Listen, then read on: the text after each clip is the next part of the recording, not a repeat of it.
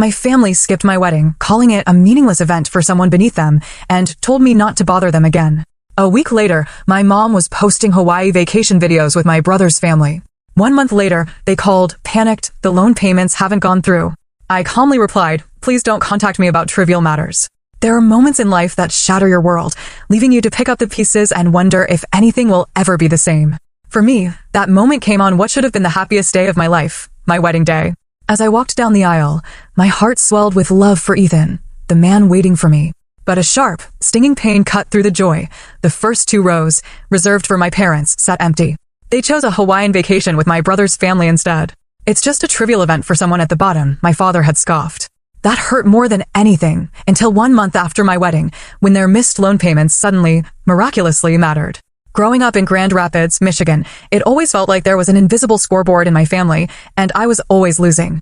My parents, Diana and Richard Parker, never tried to hide their favoritism for my older brother, Thomas. He was their golden child. From the moment he announced he'd follow in our father's footsteps and get a business degree, he could do no wrong. Thomas aced everything, graduated from a fancy university, and landed a corporate job at a Fortune 500 company right out of school. By 30, he'd married Grace, a woman my parents absolutely adored for her social connections and family background. Within 3 years, they had 2 perfect kids, Emma and Liam, completing what my parents saw as the ideal family picture. Me? I found my calling in healthcare, volunteering at a local hospital in high school. The connection I felt with patients, the real difference I could make, it gave me purpose. But when I told my parents I was going into nursing instead of business, my father's disappointment was a physical blow. Nursing? He scoffed. All that potential wasted on changing bedpans? You could be running companies, Autumn. My mother was softer, but just as cutting. It's a respectable job, I suppose, she'd sighed, but you've always settled for less than you could achieve. The difference in how they treated us was stark, especially during big moments. For Thomas's 20th birthday, a brand new car. For mine? A department store gift card. When Thomas got a promotion, they threw a huge dinner party for all their friends. When I graduated with honors from nursing school, they showed up, but left immediately after for a neighborhood barbecue they couldn't miss. When Thomas bought his house, our parents gave him a generous down payment. When Ethan and I started looking at modest homes, my mother suggested we live within our means and start with an apartment. Despite all this, I kept trying. I visited monthly, sent thoughtful gifts, called regularly. I believed family was family, no matter what. But 3 years ago, that belief was put to the ultimate test. My parents called me in a panic. Bad investments, they said. 3 months behind on their mortgage. The bank was threatening foreclosure. They needed $25,000 immediately. We've already asked Thomas, my father explained, but with the kids' private school and their new vacation home, he just can't help right now. Ethan and I had been saving for years, a nest egg for our future home. We talked it over, and I decided to loan them the money. We'll pay you back, my mother promised as I transferred the funds. $600 every month until it's paid off, I insisted, putting it in writing. Not because I didn't trust them, but because it was so much money. My father was offended, but my mother convinced him it was reasonable. We signed a simple contract. For nearly 3 years, they paid like clockwork. $600, usually on the 5th or 6th. I was proud I could help. It even seemed to bring us closer. My father called me just to chat sometimes, which was rare. When Ethan came into my life, my parents were politely interested, but definitely not thrilled. He was a kindergarten teacher, gentle, patient, everything I adored, but completely unimpressive to them. A teacher, my mother had asked. Well, I suppose someone has to do it. Ethan and I met volunteering at a children's hospital reading program. His dedication, his natural way with kids, it captivated me. Within a year, we were inseparable. I knew he was the one. Your brother married into the Wilson family, my mother would remind me constantly. Grace's father golfs with the governor, you know. What she never mentioned was how Thomas and Grace's relationship felt more like a business arrangement than a love match. They were perfect on social media, at family gatherings, but when I saw them alone, they barely spoke. Ethan and I, though, we could talk for hours about everything and nothing. He supported my career, and I cheered him on as he developed innovative teaching methods. We weren't wealthy, but we were building a life rich in purpose and respect. As things got serious, I hoped my parents would finally see the value in the life I was creating, that success could be measured in more than just money or status. I would soon learn how utterly misplaced those hopes were. Ethan proposed on a Tuesday afternoon in the pediatric ward where I worked. He'd coordinated with my colleagues and the children I cared for, each holding hand-drawn signs that spelled out, "Will you marry me?" as I made my rounds. By the time I reached my last patient room, Ethan was on one knee, surrounded by smiling kids and teary-eyed coworkers. It wasn't grand or expensive, but it was perfectly us, thoughtful, heartfelt, and centered around the work we both loved. That evening, I called my parents, hoping for excitement. He proposed at the hospital? My mother asked, disapproval dripping from her voice. Thomas proposed to Grace at the Ritz-Carlton in Chicago, during a private dinner with a string quartet. Still, I tried to involve her. I invited her dress shopping, but she claimed a standing bridge club appointment. My future mother-in-law, Margaret, came instead. She cried when I found my dress, a simple, elegant A-line gown that felt made for me. Have you considered something more elaborate? My mother asked when I showed her photos. Grace's dress was a designer original. Your brother spent a fortune to make sure she had the very best. Every wedding conversation circled back to Thomas and Grace's extravagant celebration 5 years earlier, a wedding that cost more than Ethan and I made in a year combined.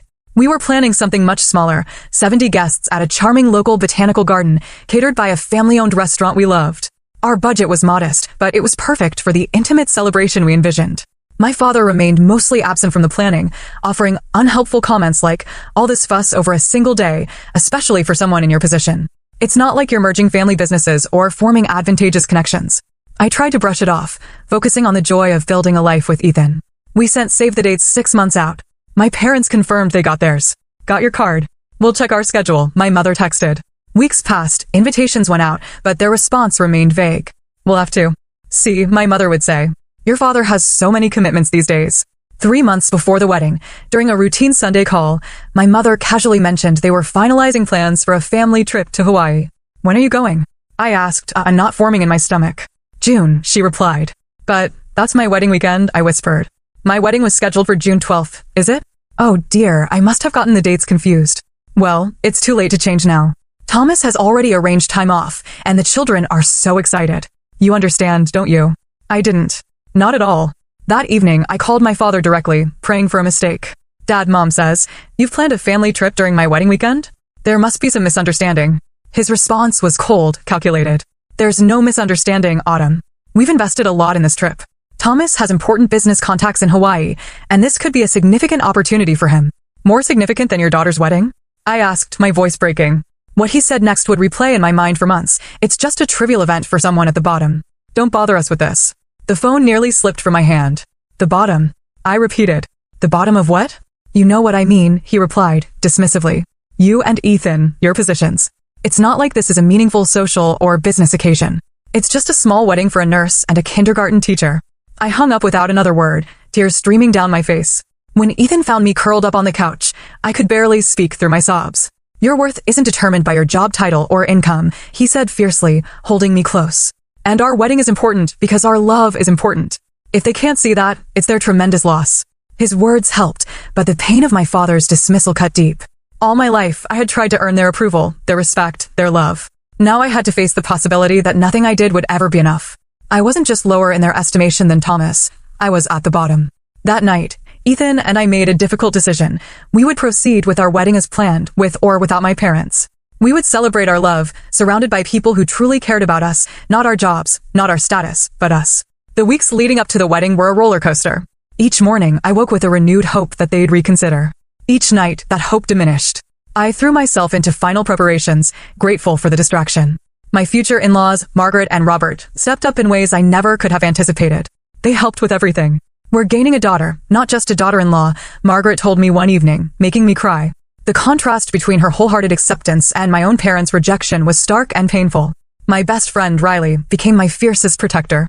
They don't deserve you, she declared when I showed her the text from my mother confirming Hawaii. They never have. 2 days before the wedding, a large bouquet arrived. For a breathtaking moment, I thought it was from my parents, an apology. Instead, the card read, "To our wonderful Autumn, we are so proud to welcome you officially into our family. With all our love, Margaret and Robert." On the morning of my wedding day, the June sunshine streamed through our window. Ethan kissed me goodbye. "Next time I see you, you'll be walking down the aisle," he whispered. Riley arrived with breakfast and champagne, determined to make the day special. My bridesmaids, colleagues, and friends created a bubble of love and support around me as we got ready. "I brought something," said my coworker Jennifer, pulling out a small blue box. "I know you mentioned not having us something borrowed." Inside was a delicate silver bracelet. "It was my grandmother's," Jennifer explained. She was a nurse too, during World War II.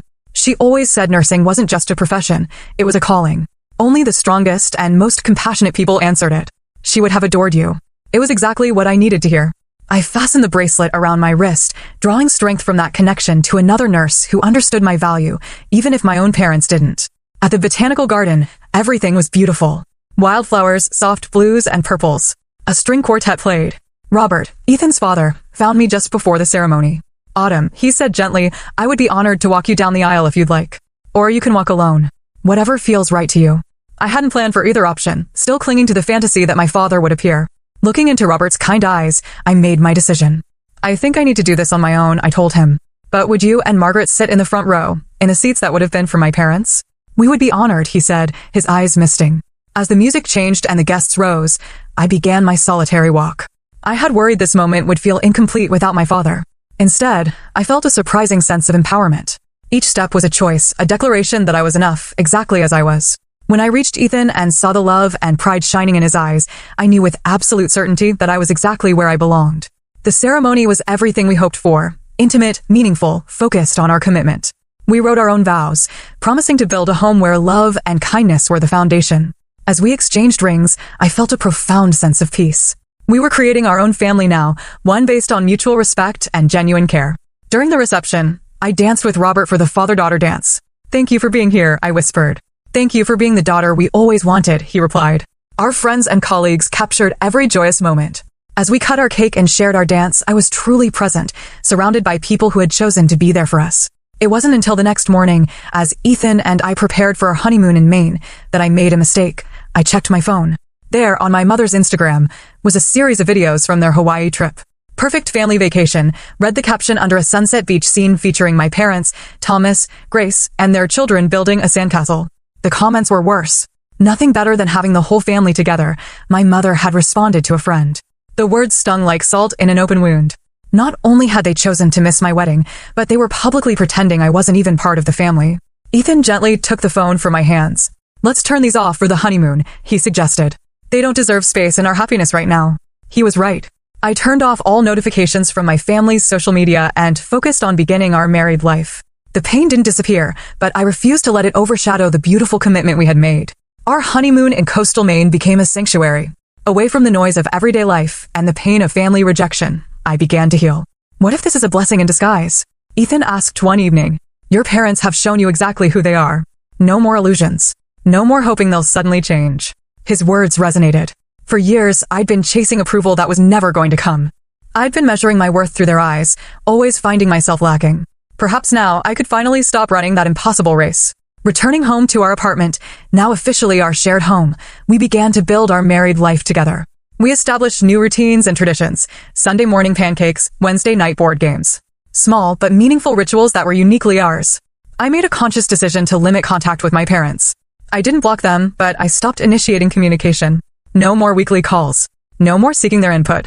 No more desperate attempts to share my life with them. At Riley's suggestion, I started seeing a therapist, Dr. Bennett, who specialized in family trauma. Our sessions helped me process not just the wedding rejection, but the lifetime of subtle messages that had damaged my self-esteem. What your parents did was emotional abandonment, Dr. Bennett explained. And from what you've shared, it's part of a pattern that's existed your entire life. Working with her, I began to recognize how deeply their favoritism had affected me. I had internalized the idea that I was somehow less valuable, less worthy of love and attention than my brother. You've spent your life trying to earn love that should have been freely given, Dr. Bennett said. That's not your failure. It's theirs. Ethan's family became an unexpected source of healing. Margaret called regularly, not to pry or judge, but simply to check in. Robert sent funny dad jokes that always made me smile. They included us in family gatherings, not out of obligation, but because they genuinely wanted us there. My colleagues at the hospital, many of whom had attended our wedding, formed another crucial support system. The chief nursing officer, Barbara, pulled me aside about a month after my honeymoon. I've been watching your work for years, she told me. Your clinical skills are exceptional, but it's your compassion that truly sets you apart. We're creating a new patient advocacy program, and I'd like you to help develop it. This vote of professional confidence came at exactly the right time. I threw myself into the work, finding purpose and validation. Through my cousin Melissa, the only relative from my side who had attended our wedding, I occasionally heard updates about my family. Thomas's business was struggling. My parents had canceled their annual winter trip to Florida, citing budget concerns. None of this came directly from them. 6 weeks after our wedding, I noticed something unusual. The monthly loan payment from my parents didn't appear in my account. Given everything, I initially decided to ignore it. Maybe an oversight or a petty punishment. But when the payment date came and went, I sent a brief, business-like email. I noticed the June and July loan payments haven't been made. Please advise regarding when I can expect them. No response. Not to that, nor to a follow-up a week later. Meanwhile, my mother's social media remained active with posts about family dinners and weekend outings, always featuring Thomas, Grace, and their children. Never any acknowledgement of my existence or the missing payments. Dr. Bennett helped me process these continued rejections without letting them reopen healing wounds. Their behavior says everything about them and nothing about you, she reminded me. You get to decide what role they play in your life moving forward. Ethan and I focused on building our future. We began house hunting, looking for a modest home where we might eventually start a family. We even discussed adoption and fostering, both feeling drawn to providing a loving home for children who needed one. We know what it feels like to be unwanted, I told him one night. Maybe that understanding makes us exactly the right parents for kids who've experienced the same. Ethan's eyes filled with tears. You're going to be an amazing mother, he said. The kind who makes sure her children never doubt they're loved. As summer turned to fall, I settled into a new normal. Life without my parents' constant presence was not just manageable, but in many ways more peaceful. I no longer braced for criticism with every phone call, or measured my achievements against my brothers. I was learning to see myself through my own eyes, and through the eyes of people who truly valued me. Then, exactly 1 month after our wedding, my father called. The sight of his name on my phone screen after weeks of silence sent my heart racing. I almost didn't answer, but curiosity won out. Hello, I said cautiously. Autumn, my father's voice was brisk. All business. I'm calling about the deposits. I was momentarily confused. Deposits? Yes, he said impatiently. We haven't received any deposits from you for the past 2 months. I've checked with the bank, and there's been no activity. Is there a problem we should know about? The realization hit me like a physical blow. He wasn't calling about the loan payments they had missed. He was calling because he somehow expected me to be sending them money. Dad, I said slowly. I think there's been a misunderstanding. You and Mom owe me money, not the other way around. I lent you $25,000 3 years ago, and you've been making monthly payments of $600 until recently. The line went silent for a moment. Then, that was a gift, Autumn. We're your parents. Family helps family without keeping score. My hand tightened around the phone. It wasn't a gift. We signed a loan agreement. I have it in writing. A technicality he dismissed. Look, we need you to start contributing to the family fund.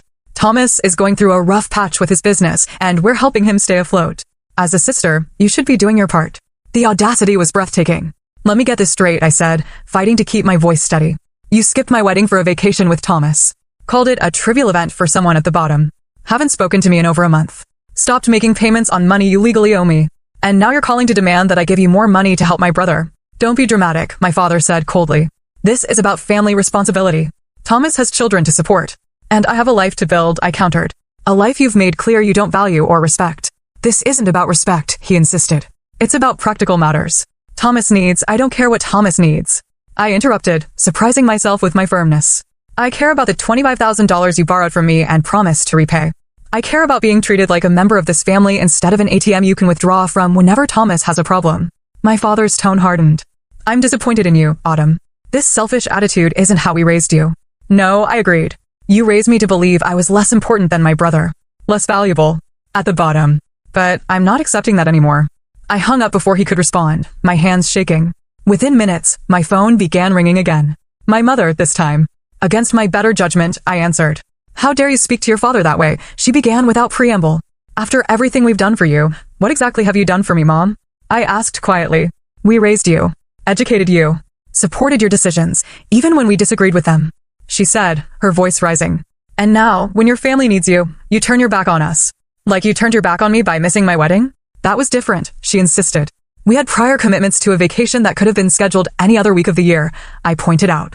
She sighed dramatically. Autumn, you need to see the bigger picture here. Thomas is facing serious financial difficulties. His company is downsizing, and he might lose his position. They've already had to take Emma out of her private school and cancel their country club membership. They're suffering. The definition of suffering in my family had always been revealing. So Thomas might have to live like a normal person instead of the privileged one he's always been, and that's a crisis requiring my financial support. Family supports family, she repeated, my father's earlier words. Except when that family member is me, apparently. That's not fair, my mother protested. We've always treated you and Thomas equally. The blatant lie was the final straw. Mom, I have to go. Please tell Dad that I expect the loan payments to resume immediately, as per our written agreement.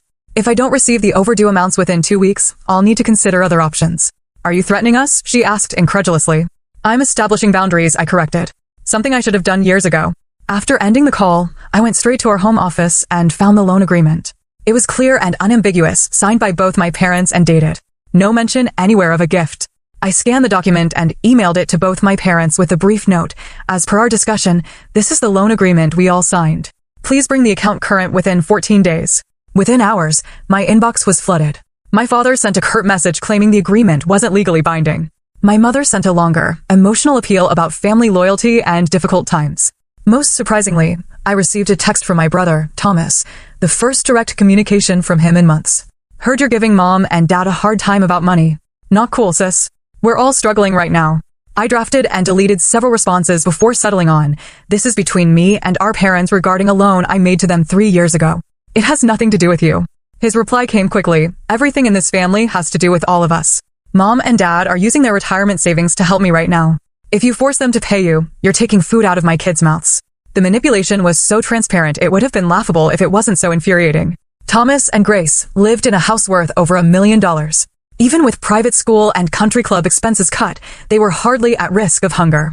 Before I could respond, another call from my mother. This time, her approach had shifted from guilt to bargaining. We've been thinking, she began, her voice honeyed.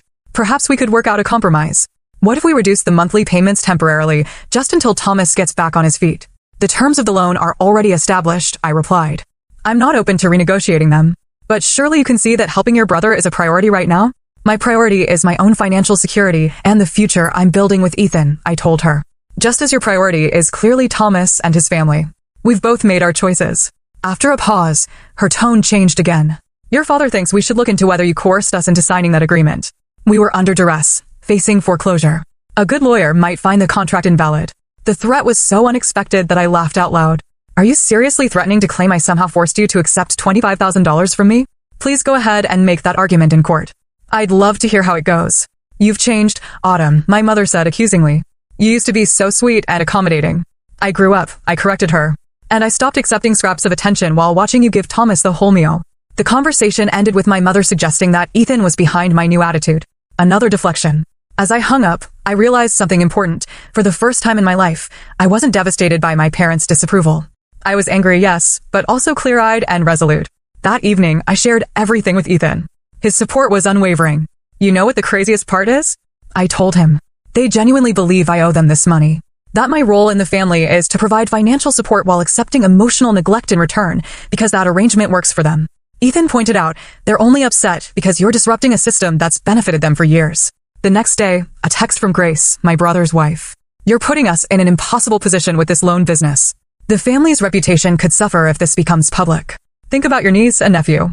The mention of Emma and Liam, children I barely knew because Thomas and Grace rarely included me in their lives, was the final manipulation tactic.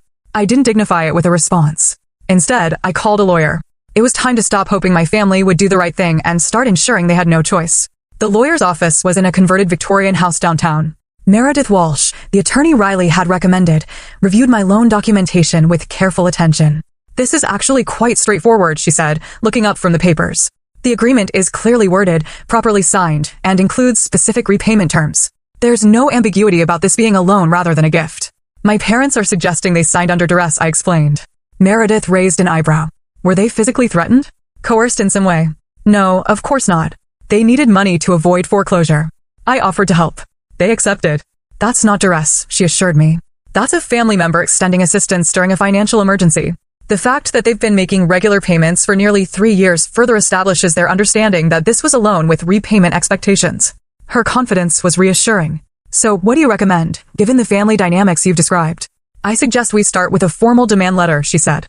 It establishes a paper trail and demonstrates you're serious about recovering the funds. Often, that's enough to prompt payment without further legal action. I nodded, feeling a strange mix of sadness and resolve. And if they don't respond? Then we discuss next steps, which could include small claims court or civil litigation, depending on your preference. But let's start with the letter and see what happens. 2 days later, I approved the final draft. It was professional and straightforward, outlining the loan terms, noting the missed payments, and requesting that the account be brought current within 30 days to avoid further legal action. Meredith's assistant notarized the letter before it was sent via certified mail, requiring a signature upon delivery. This wasn't just about money anymore. It was about establishing boundaries and refusing to be manipulated or dismissed. While waiting for a response, I focused on areas of my life that brought joy and fulfillment. Ethan and I continued house hunting, finding a promising 3-bedroom bungalow in a neighborhood with excellent schools. At work, the patient advocacy program was gaining traction, with hospital administration allocating additional resources based on our initial success. 3 days after the demand letter was delivered, the texts and calls began, not just from my parents, but from extended family members I rarely heard from. My Aunt Patricia, Diana is absolutely devastated by your letter. What kind of daughter hires a lawyer against her own parents? My Uncle Gerald, your father helped pay for your nursing school. How can you be so ungrateful? My cousin Derek, the whole family is talking about this. It's embarrassing for everyone. I didn't respond to any of these messages, recognizing them as flying monkeys sent to pressure me into compliance. Dr. Bennett had warned me this might happen. When you change the dynamic by setting boundaries, those who benefited from the old system will work hard to pull you back into it, she had explained. Their discomfort isn't your responsibility to fix. A week after the letter was sent, Grace called me directly. This was unusual.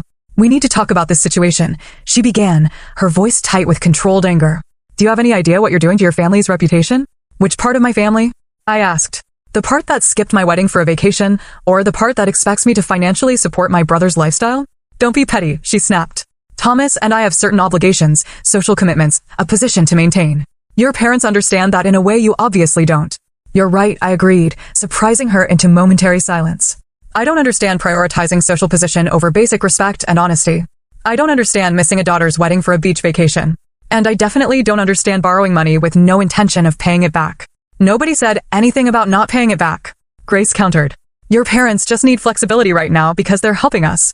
And why is that my problem? She sighed dramatically. Because we're family, Autumn. Family takes care of each other. Exactly, I said. So when are you planning to take care of me? When will my needs matter to any of you? After a long pause, Grace's voice turned cold. I always told Thomas you had a chip on your shoulder. This proves it. Your jealousy is destroying this family. No, I corrected her. Your entitlement and my parents' favoritism did that long ago. I'm just finally acknowledging it. After hanging up, I forwarded all the messages I'd received to Meredith, who advised documenting everything but continuing to avoid direct engagement. Let the legal process work, she counseled. Emotional arguments only cloud the issue. 2 weeks after receiving the demand letter, my father finally responded, not to me, but to Meredith. His email was a mixture of indignation and vague threats about family matters that should remain private and potential consequences to Autumn's inheritance. Meredith forwarded his message with a note. This actually strengthens our position. He's not denying the debt exists. He's just trying to pressure you through other means. Meanwhile, my mother launched a more subtle campaign. She began posting old family photos on social media, always ones that included me. Always with captions like, missing the days when family meant everything, or nothing more precious than a daughter's love. The transparent attempt to portray herself as the wounded mother and me as the ungrateful daughter might have worked once, but therapy and distance had given me clarity. These posts weren't about love or reconciliation. They were about controlling the narrative and saving face.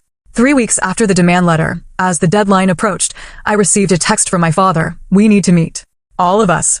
This has gone far enough. After consulting with both Meredith and Dr. Bennett, I agreed to a meeting at a neutral location, a private room at a local restaurant.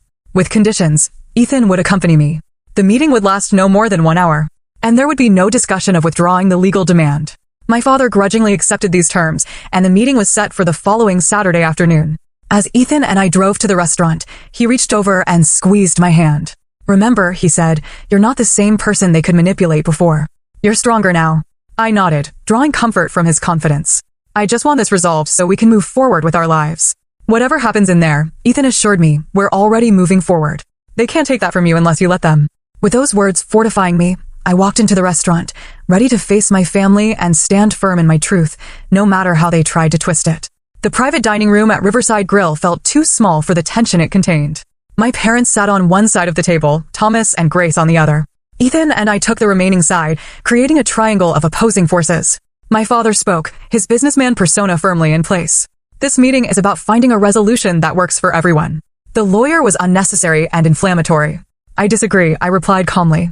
I tried discussing this directly with you both. You dismissed my concerns and denied the existence of a loan that we all know is real.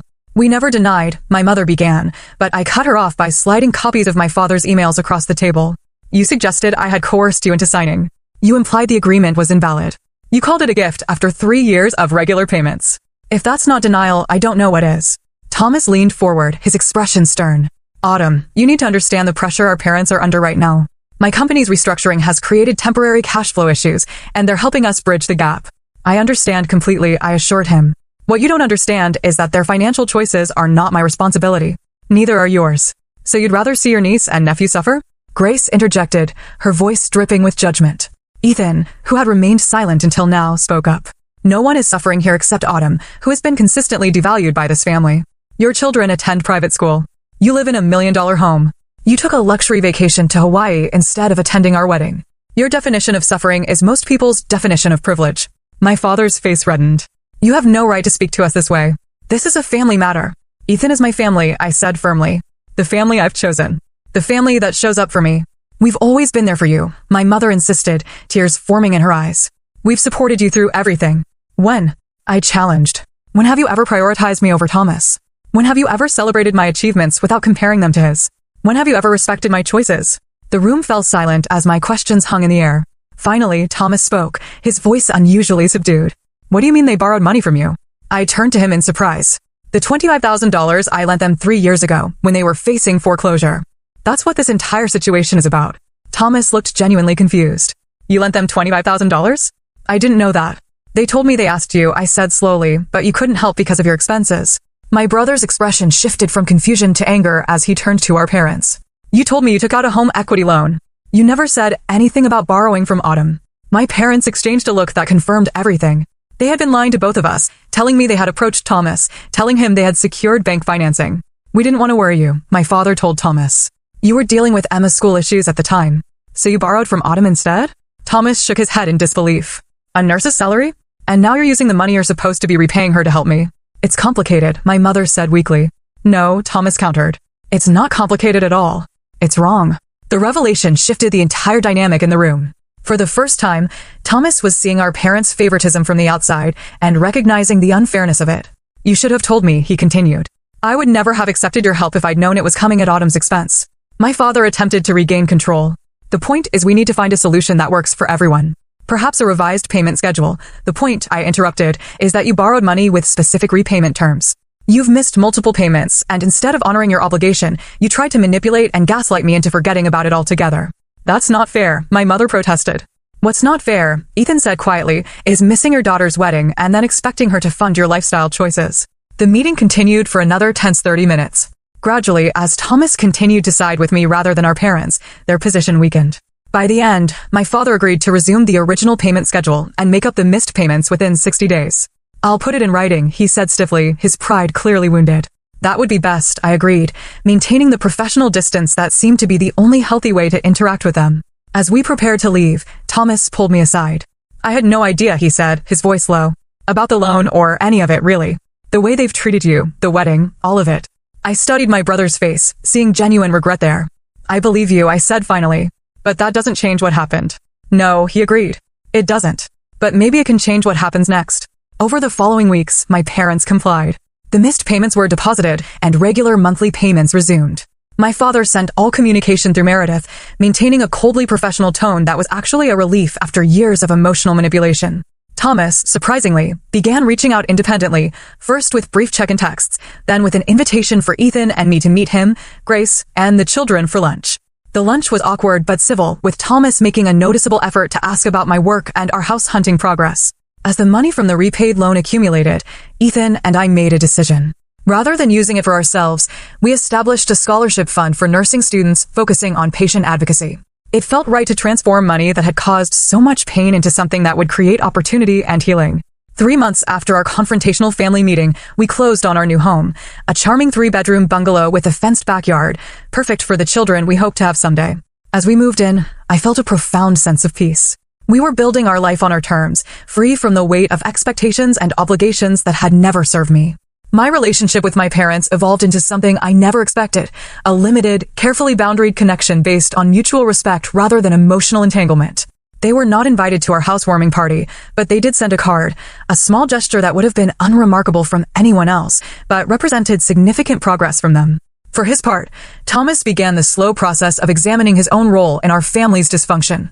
During a rare coffee meeting just between the two of us, he admitted, I never questioned why I always got more. It was easier to believe I deserved it somehow. That's how privilege works, I told him. It's invisible to those who have it. He nodded slowly. I'm trying to do better with Emma and Liam, making sure they understand that worth isn't measured by achievement or status. It was a start. Not forgiveness, exactly, but an opening for something new to grow. 6 months after our wedding, I discovered I was pregnant. The joy Ethan and I felt was complicated by questions about how to involve my family. After much discussion and consultation with Dr. Bennett, we decided on clear boundaries. They could be grandparents, but only if they respected our parenting decisions and treated us with consistent respect. Our child will never feel ranked or valued based on achievements, I told my parents when we shared the news. They will be loved unconditionally, exactly as they are. My mother seemed genuinely moved by this. I want to do better, she said quietly. Actions, not words, I reminded her. That's what I'll be watching for. When our daughter, Lily, was born the following spring, my parents waited to be invited to visit rather than assuming their right to be there. They brought modest, thoughtful gifts instead of the extravagant displays they had shown with Thomas's children. Small steps, but meaningful ones. The greatest gift of this difficult journey has been the freedom to define family on my own terms. Ethan's parents continue to be a blessing in our lives, showing Lily what unconditional grandparent love looks like. My colleagues at the hospital, particularly Barbara, who became Lily's honorary grandmother, create a community of support and belonging. And Riley, who stood by me through every challenge, is now Lily's godmother and my unwavering friend. You taught me what it means to stand up for yourself, she told me recently. Your daughter is lucky to have that example. I don't know what the future holds for my relationship with my parents. Some wounds heal completely. Others leave scars that change how we move through the world. What I do know is that I've broken a cycle that could have continued for generations. My daughter will grow up knowing her inherent value doesn't depend on comparison or competition. She will never be at the bottom of anything, especially not her family's love. If you're watching this and struggling with family dynamics that diminish your worth, please know that you deserve better. Setting boundaries isn't selfish, it's necessary for your well-being. And sometimes, the family you create through choice and love is more nurturing than the one you were born into. I'd love to hear your thoughts in the comments. Have you ever had to stand up to family members who took you for granted? How did you find the courage to value yourself when others wouldn't? Please like this video if it resonated with you, subscribe for more stories about finding strength through difficult family situations, and share with someone who might need to hear that they're not alone. Thank you for being part of my journey, and remember, you are worthy of respect, regardless of what anyone else might say.